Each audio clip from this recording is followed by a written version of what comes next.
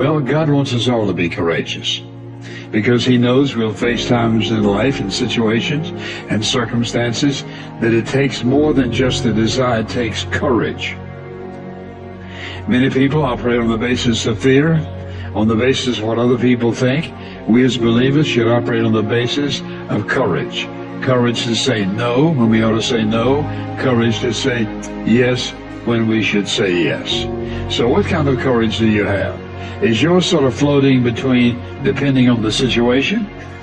Or do you know the difference between right and wrong for your life? And you've made up your mind. Do we sit down and let change just happen to us? Or are we just watching change happening around us? Or are we aware that change is happening within us? Or are we going to be those proactive people who make sure that we affect what happens to us? Change also produces four types of people. They are in this room. First of all, there are people who watch things happen. Not all change is improvement. You used to weigh 128, and now you changed. And for some of you, that's not an improvement. You lost your wardrobe, you lost your ability to climb up steps fast, you even lost the quality of health that you had. Change doesn't mean improvement all the time. But the problem is, without change, there can be no improvement. So you have to decide what to do with change. Change will happen, and if you are not careful, it could be destructive. So you have to determine, what kind of change do I want in my life? And I want you as a young person, as a mother and a father, as a business person, to think about your company even, or your family, or your educational pursuit. What kind of classes do you want to take in college this year? What kind of grades do you want? What kind of relationships do you want to have in your life? Who do you want to drop, and who do you want to pick up in your relationships? What kind of people do you want to associate with? Where do you want to travel that you've never been? What are the books you need to read you never read before? The changes come with choices. So what kind of person are you? Drive. That's this puppy right here. This is what you want. This is your prefrontal cortex. Drive is the mode where you're in charge of your thoughts, okay? It's where you are fully awake, you are present, and you are driving your thoughts and actions. When you're doing that, your prefrontal cortex is active. The prefrontal cortex is the part of the brain that you need in order to learn new behavior, in order to do something difficult, in order to do something uncertain, in order to do strategic thinking. So I'm going to give you an example. So I'm a righty. If I were to try to write with my left hand, Lewis is going to torture me and tie my hand behind my back and make me do this, I could do it. It would look like I was writing with my foot. And if Lewis came up to me and said, "Hey Mel, you want some bulletproof coffee?" I'd be like, "Lewis, I'm trying to concentrate. I can't do this." My prefrontal cortex would be el fuego, because it is firing on all cylinders to communicate to my hand new behavior. So the thing that's cool about that is that you can use a simple trick. The moment you feel yourself hesitate, the moment you've got one of those moments where you know that you need to, this is that moment that Lewis talks to you about, where you got to step outside of your comfort zone and you've got to lean into your passion and you've got to really take some risks and you got to feel the fear and you got to do it anyway. That's the moment where you just woke up and now you got a decision to make. Are you going to drift back into the habits, or are you going to awaken your prefrontal cortex and drive forward and focus and do something new? I am a strong believer that we quit. Because why? How is a 297-pound cockroach guy who quit on everything is now considered one of the baddest men on the planet? How is that possible? It means I had to change one thing, my mindset. So there's no way in hell that was it, but that guy was in me. Well, that guy came down here and said, "Hey, guess what, man? You're a fat ass, but I'm gonna now make you a badass. I'm gonna miracle this to be a badass." No, it was in me. I had to believe and make that belief work. And through hard work, I did that. And if you understand the mind, it does what you tell it. That's its job. And if you tell it better stuff, you have an amazing life. And you tell it mediocre stuff, you have a mediocre life. I want you to think about this goal that you want. I want you to envision it and see it in your mind's eye. And every day say to yourself that it's possible. See, most people are not accumulating wealth. Most people are living in poverty. Most people are living far below their potential, not because they don't have the capacity, not because they have not been given authority and dominion over everything on the face of the earth, but most people are living like they're living because of the fact that they don't believe they can have any more than what they now have.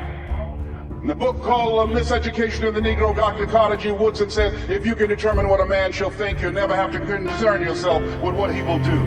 If you can make a man feel inferior, you never have to compel him to seek an inferior status, for he will seek it himself.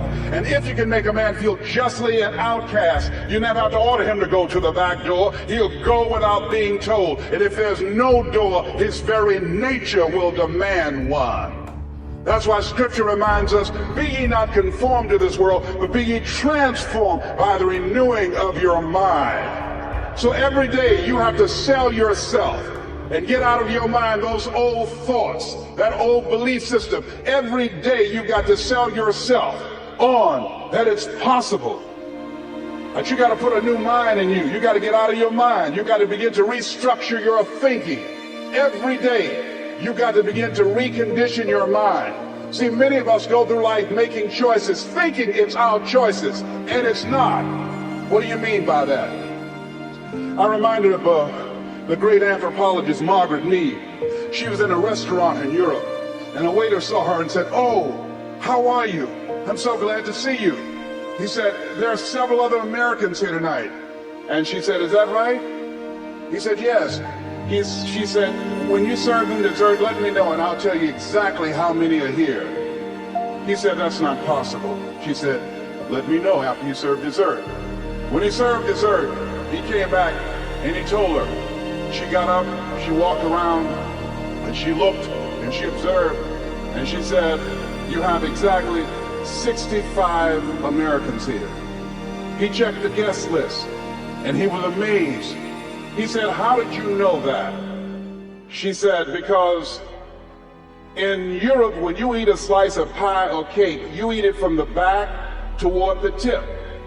In America, when we eat a slice of pie or cake, we eat it from the tip toward the back." How many of you, when you eat a slice of pie or cake, you eat it from the tip toward the back? Raise your hands, please. Good. Now, what else is in your mind?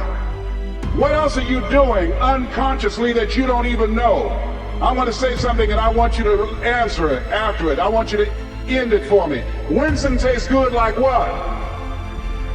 How many of you don't even smoke Winston but know it? Raise your hands, please. Now that commercial been off the air for 30 years. 30 years. See, let me share something with you. The easiest thing I've ever done was to earn $1 million. The most difficult thing I've ever done was to believe it could happen to me. That was the most difficult part, to believe that given my circumstances, if my birth parents came down this aisle right now, I would not know either one if my daddy came up here or my mother came up here. Given the fact that I was born in an abandoned building on a floor, being labeled educable, mentally retarded, not having any college training, I used to feel all my life that people who had college degrees were more intelligent than me. I remember going to see the late Dr. Norman Vincent Peale, the author of the book, The Power of Positive Thinking. And I used to look at him up on stage and I said, I could do that. I would love to talk to people. I'd love to talk to people. And I said, I could do that. But then when I started going back to my car, my mental conditioning activated itself. And it said, Les Brown, you can't do that. You don't have a college education. Les Brown, you can't do that. You don't have the training. You've never worked for a major corporation. You can't do that. What makes you think you can earn $5, $10, $15, $20,000 in an hour? You don't earn that now working for 2 or 3 months. What makes you think that you can speak for AT&T, Procter & Gamble, McDonald's Corporation, General Electric? These are clients I have now. You've never even worked for them. How many of you ever thought about something you wanted to do and you talked yourself out of it? Raise your hand if you know what I'm talking about. That inner conversation is what's going to haunt you. After standing here and saying, I can do all things through Christ who strengthens me. After saying that again and again, we are more than conquerors. That inner conversation will cause you, when you leave here, to go back leading a life of mediocrity, leading a life of unproductivity, leading a life of poverty. You said something in there that really interesting, but I don't understand quite what you mean by it. So you said you have to make sure that the language is not only compelling, but absolutely up to date. What do you mean up to date? I'll give you an example. I worked with somebody who was morbidly obese. And he had a story, you know, when I was a baby, I was only 2 pounds, I nearly died, my parents had to feed me every hour, wake me up, and if I threw up the food, my mum would cry. And so he has this story. I'm like, okay, but that's 50 years ago. Now you're going to die of being 600 pounds. So you have to talk to the mind and say, this is completely outdated. It's behind you. So people have a story, you know, I can't find love because my dad left when I was 1. I can't find love because my mum preferred my brother. I can't be a success because I never went to university. I can't speak in public because I blush. Without understanding, when you describe why you can't, you keep it going.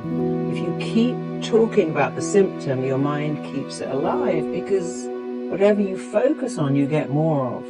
And so a lot of people have language that's completely irrelevant. Like, yes, I know your dad left when you was 1. I know your mother put you up with the foster care and didn't love you, but that's then. This is now.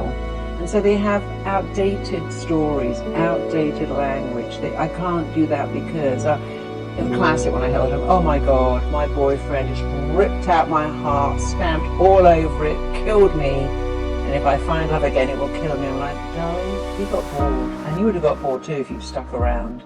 And that was your starter relationship. Go find a better one with someone amazing. Everything he loved in you didn't take it home with him, it's still there.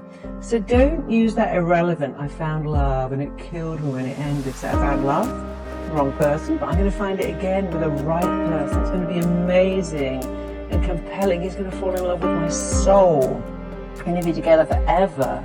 Because you've got to turn your mind on, and it loves exciting words, dramatic words. Really loves words that make a picture. So if I said to you, you can be the most phenomenal, powerful, awesome, incredible speaker. When you speak on stage, everyone stops to listen. You could hear a pin drop. They look at you. They hear what you're saying. They like you. The mind goes, oh, I like this.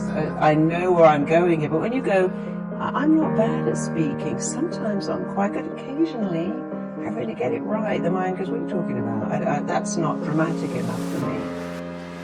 Yeah, I'm a huge believer in the power of self-talk, and that the way that you talk to yourself is going to have a profound impact on how you move forward.